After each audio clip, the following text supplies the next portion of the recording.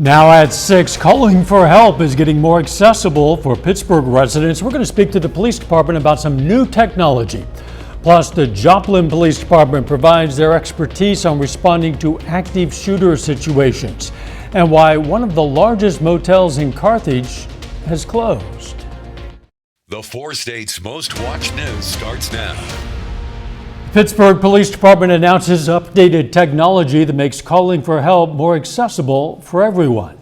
This is KOAM News at 6. I'm Dow Quick. KOAM's Amber Jenkins has more. The Pittsburgh 911 dispatch can now accept help in the form of text messages rather than just a call. We would ask that at the top in the to line, just put 911, no dashes, just 911. And the brief description of the emergency and who you need, fire, ambulance, or police, or all. This update in technology also allows operators to move more quickly. Even the rapid SOS location system works just as fast through text as it does for a call. We're able to offer our emergency services to everybody, including the hearing impaired. We do have translation capability. So we are able to translate multiple languages. As police departments upgrade their technology, asking for help can be as easy as sending a text. Here are some reactions from the community. Well, everybody's got their phone and they're so used to being able to use it. Right, exactly. So it's easy for them. It could be. I mean, why not try it and see, right? Definitely, especially in like an intruder situation. Really. I have a brother that's deaf, and that would be ideal for him. Reporting in Pittsburgh, Amber Jenkins, KOAM News. Pittsburgh's 911 dispatch accepts texts without photos, videos, or emojis. The Joplin Police Department provided some useful skills to prepare for the unexpected. The department visited the Ozark Center to train employees on how to handle some violent threats that include scenarios ranging from active shooters and angry intruders to bomb threats. Fits with us really working hard to build a trauma-informed environment. We already work really hard to make sure the buildings communicate safety and security for when people come in, from the colors we choose to the layout that we have to several other items that we do. So it's natural that we want to make sure that both our employees and the people who come to us for care feel safe. More than 100 Ozark employees participated in that training. Chief Meteorologist Doug Heddy joins us now with a first look at the weather. Well, of course, we had a little bit more of snow and sleet across the region for us today. Most of the winter weather this week has been kind of along the I-44 corridor and south. And again, that's where we had it earlier today. Quick little batch, but still, we have some slick roads from I-44 south, really from Joplin south into southwestern Missouri, northwest Arkansas, and also northeastern parts of Oklahoma.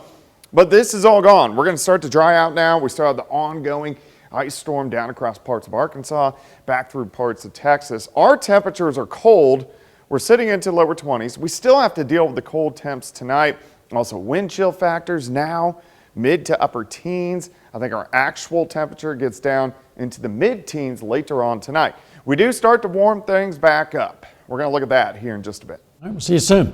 Arkansas Governor Sarah Huckabee Sanders declared a state of emergency to assist with the severe winter weather. $250,000 will be directed toward emergency response from the governor's Disaster Response and Recovery Fund. The Arkansas National Guard will also assist motorists and help stranded motorists to safety. Utility and road crews are geared up for the snow and ice those winter storms could bring in Arkansas. Reporter Micah Wilson is in Rogers and shares what people need to know during a storm. Yeah, road crews are out working around the clock trying to prevent any slick spots on the roads, while the Arkansas National Guard is trying to help out any stranded drivers in this weather.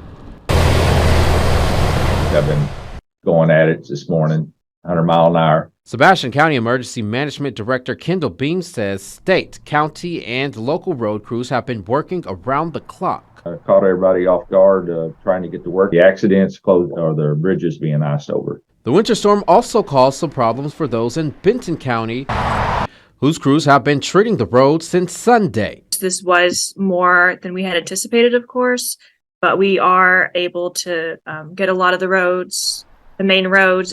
The main roads and higher elevated areas like bridges have been the focus for many road crews. And while workers are out trying to prevent any crashes or road problems, The National Guard is here to help if you do get stuck. Assisting stranded motorists, making sure that they have food and water, that they've got enough gas in their car to stay warm. Governor Sarah Sanders activated the Arkansas National Guard to support Arkansas State Police. 22 National Guards members are spread across the River Valley and Northwest Arkansas. The goal of the Arkansas National Guard is to be always ready, always there. Always there and here for the long haul. We're here until Arkansas State Police deem that the winter response assistance is no longer needed. Now, a lot of the road crews we spoke with say they will be working overnight into the morning hours trying to treat the roads, but especially those higher elevated surfaces like the bridges. And don't forget, you can be the first to know about this wintry weather with the KOAM Skywatch weather app. You can get severe weather updates sent straight to your phone. Doesn't cost a thing. It's available in the app store of your choice. It's the KOAM Skywatch weather app. One of the largest motels in Carthage was shut down by city inspectors last week due to life safety issues to the public. They say that they discovered problems at Quality Inn and Suites with the fire suppression system. Other issues include sheetrock that had fallen from the ceiling in the room with the swimming pool, mold, and broken insulation. There is some work that needs to be done before opening the doors again. Our plan is to get it open, yes, immediately. We're working with their corporate office and all that, and they've been fantastic. What we, as a fire department, are extremely serious about getting all the life safety stuff. It needs to be up to par and all of that before we let anyone stay in there. The motel's owners have begun the process of finding someone to make the repairs. Coming up, Pitt State education students get the chance to learn from some of the best in Kansas.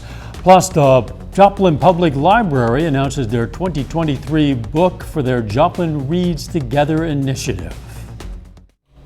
Pitt State education students got a chance to pick the brains of some of the best educators in the state. The PSU Department of Teaching and Leadership hosted the Kansas Teacher of the Year team. Now, that team is made up of all of the regional Teacher of the Year award winners. Students were able to speak with the team to learn about new ideas and practices for educating kids. It's important for our students to hear more about what to really expect in the field and to really begin to connect how their training will translate into their professional practice.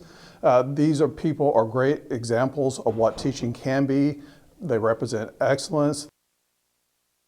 The Teacher of the Year team conducts workshops and visits other educators throughout the year. Joplin Public Library announced their 2023 book for their Joplin Reads Together program. Participants will read Remarkably Bright Creatures by Shelby Van Pelt. It's described as a charming, witty, compulsively readable exploration of friendship, reckoning, and hope that traces a widow's unlikely connection with a giant Pacific octopus. To find out more about the library's newest reading initiative, go online to KOAMnewsnow.com.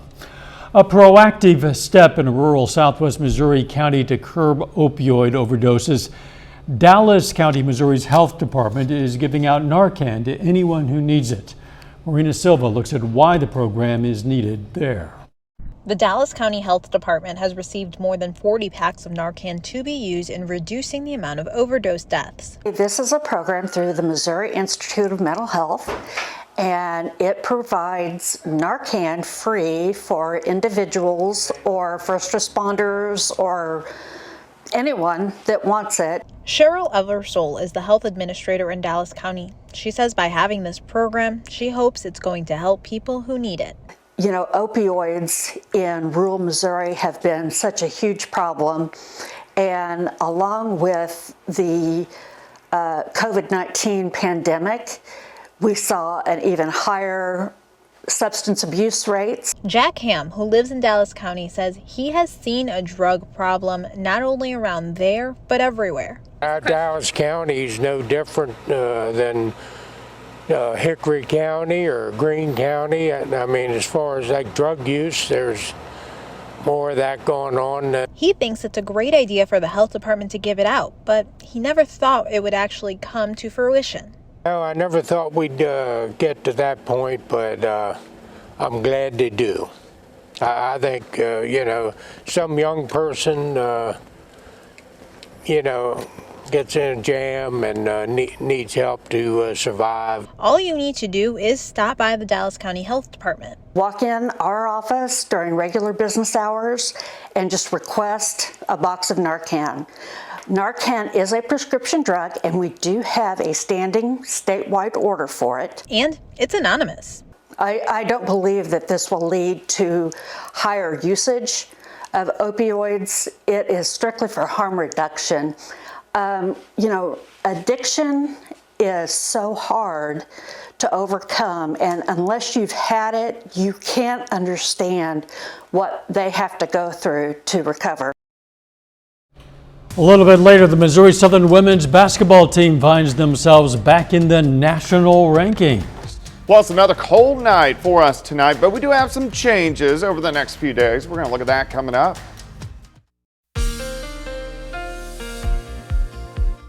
Well, another cold one for us today. We also got a little bit more sleet and snow. Now, most of this, again, like we've seen over the past couple days, kind of along the I-44 corridor and south, but you can still see the ice in the parking lot. Indigo Sky Casino and Resort Indigo just outside of Seneca, Missouri.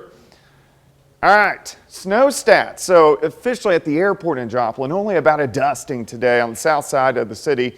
Did cover the roads, but it puts us at 6.75 inches for the season. 13's our average, so we've only hit about half of that amount so far this season, but I think we're going to close that gap quite a bit over the next 4 weeks. Temperatures are cold, sitting into lower 20s. It's going to be another cold night. Plus, it's still a little bit breezy, so we have the wind chill factors. But look at this Arctic air all the way down through parts of Texas.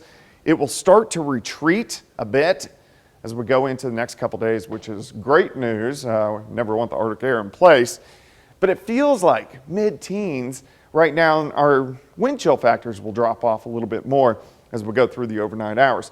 All right, here's your evening planner by 8:20, 18 by 3, 6 a.m., 16, overnight low of 15 later on tonight. Look at the sleet, look at the snow passing through. It moved in very quick, moved out very quick, but it came down pretty hard, especially south of I-44, Newton County, McDonald County, Berry County, Benton County, even Ottawa County and Delaware County on the Oklahoma side. Still this ongoing ice storm through central Arkansas all the way back into parts of Texas has been seeing quite a bit of ice over the past couple days. We do have another wave right out across southern parts of Arizona. As of right now, it looks like as it swings out tomorrow night and Thursday, it'll stay just south of the region, which is good news for us. All right, mid-teens tonight. Still a lot of clouds, mostly cloudy skies for us tomorrow. By noon, we'll be right around 30 or 31. At least we're starting to warm back up. Mid-30s for highs. Lamar 35, Monette 32, Veneta 34, Parsons up to about 35. So that's good. We're heading in the right direction. Tomorrow night, here comes that next storm system. It stays just south of the region. We're going to have to keep our eyes on it. If it shifts just a few miles to the north, we are going to have some wintry weather in here. And then Thursday looks pretty good. Let's go into the afternoon. Partly sunny, high temps into the mid-40s by the time we head into Thursday afternoon. All right, wind chill factor still low tonight, 10 to about 15 degrees, the way it's going to feel to your skin. And then they get back up to normal, or at least the actual temperature by the time we head into tomorrow afternoon. Day planner, 16 in the morning, 31 by noon. High temp 36 will back down to about 35 during the afternoon. You can see that wave tomorrow night, how close it gets to the region. It passes by. Then we look pretty good. We start to warm things back up. A lot of clouds for the weekend, but in general, it is looking pretty good. And then things will get a little active again as we go into next week. 36 tomorrow, 45 on Thursday, 42 Friday. Warming up near 50 Saturday, near 60 by Sunday. We will get chances for rain in here late Monday into Tuesday. Then again, Wednesday, Thursday could have a wintry mix Friday. So a lot to watch as we go through next week. I guess so. Bring me the 60-degree weather on Monday. No kidding. Thanks, Doc. Still ahead, Pitt State softball prepares to open this season this weekend in Texas. And the Missouri Southern women return to the national rankings after winning 7 straight games. Jacob Leonard has details up next.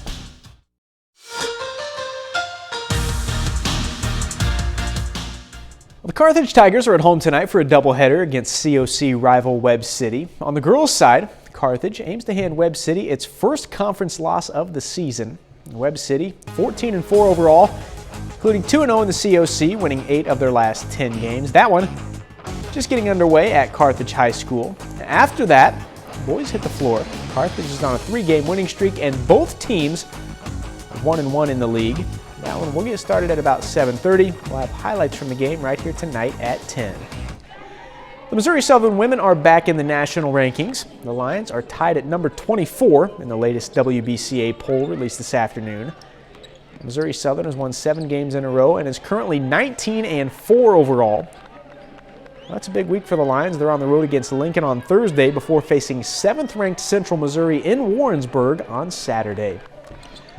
The Kansas City Chiefs are 12 days away from playing in Super Bowl 57. The Chiefs face the Philadelphia Eagles on February 12th in Glendale, Arizona. Now, it's not really a surprise that it comes down to these two teams. Both went 14-3 in the regular season. Kansas City is the 1 seed in the AFC. Philly was the 1 seed in the NFC. Now, they get a week off between now and the Super Bowl, but for Kansas City, it's an important work week before they head to Arizona and all the noise around the Super Bowl begins. I think it's important. I think before you get down to Arizona with the distractions and the different events that go on, you'd like to at least have the base part in where you've got a good foundation of the game plan. If you have to tweak it here or there, you can do that. But you really, while it's relatively calm here and normal, then let's get it done. I mean, it's really that simple. Well, Pittsburgh State softball begins their season on Friday, playing in the D2 Spring Kickoff Tournament in Conroe, Texas. In the last season, the Gorillas were one of the best offenses in the MIAA, leading the conference in doubles and finishing 2nd in home runs. Now, they're expecting to be explosive at the plate once again this spring, but also lock it down in the circle. I do think we are an offensive-minded team, but I think that we got better on the mound. We added some transfers. Lily Weir from Western Illinois, Bree Sexton from Morehead State, and then Mo McCall from Matt County. And then we have veteran pitcher Hannah Harrison coming back. So I think that we will be better on the mound this year, and I think that will surprise some people. That's a look at sports. We're back with more news after this. Take time now to honor a local member of the armed forces. Eddie Blunk joined the U.S. Army in 2007. Pitcher, Oklahoma native, served in the 45th Infantry Oklahoma National Guard, was stationed in Kuwait. And we are proud to salute Specialist Eddie Blunk, a 4-state hero. You know, you can submit a hero of your own anytime. We're always looking for more heroes to recognize. It's very simple. You just go to our website, click on the link, KOAMnewsnow.com. Here's a look at what's coming up on KOAM News at 9 on Fox 14. A Carthage woman faces charges stemming from a fatal crash. Plus, we're going to hear from a local store in Joplin about a rush of Chiefs fans buying up merchandise ahead of the team's appearance in the Super Bowl, and how the Biden administration ending emergency COVID policies could affect other issues. Those stories, a lot more, of course, all coming up tonight on KOAM News at 9 on Fox 14. In the meantime, you need a very heavy Chiefs coat, I think. Yeah. Out there. It's feeling chilly. It is. It's a cold night tonight. We're going to drop back to about 15, but we do start to warm things back up a bit. 36 tomorrow, 45 Thursday, near 60 by early next week. Thanks for joining us. We'll see you right back here at 10. Let's make it a great evening.